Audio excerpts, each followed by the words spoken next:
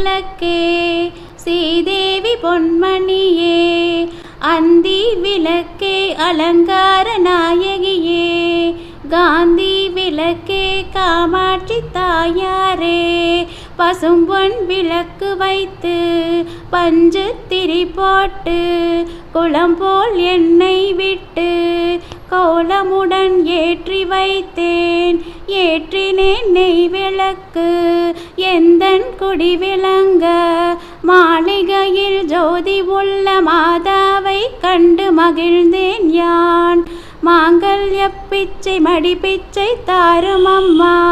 சந்தான பிச்சையுடன் தனங்களும் தாரும் அம்மா பெட்டி நிறைய பூஷணங்களை தாரும் அம்மா பட்டி நிறைய பால் பசுவை தாரும் அம்மா கொட்டகை நிறைய குதிரைகளை தாரும் அம்மா